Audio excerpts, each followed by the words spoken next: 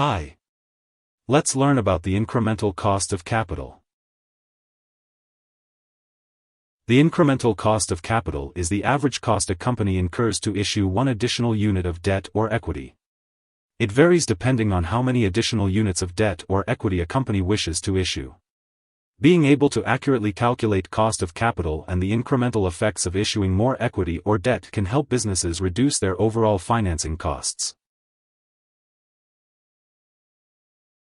The cost of capital refers to the cost of funds a company needs to finance its operations. It depends on the mode of financing used, whether it's equity or debt. Companies often use a combination of debt and equity issuance to finance their operations, and the overall cost of capital is derived from a weighted average of all capital sources, known as the weighted average cost of capital. When a company's incremental cost of capital rises, it can be seen as a warning that the company has a riskier capital structure.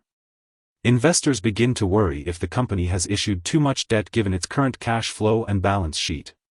The rise of a company's incremental cost of capital can lead investors to avoid the company's debt, and companies may then raise capital in the equity markets. This can result in investors pulling back from the company's shares due to worries over the debt load or dilution depending on how additional capital is to be raised.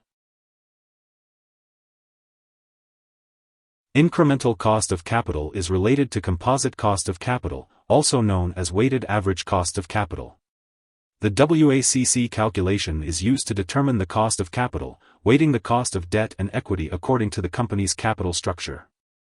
A high composite cost of capital indicates high borrowing costs, while a low composite cost of capital signifies low borrowing costs. Here are 3 key takeaways. 1. The incremental cost of capital estimates how adding more debt or equity will affect a company's balance sheet. 2. Knowing the incremental costs of capital allows a company to assess whether a project is a good idea given the effect it will have on overall borrowing costs.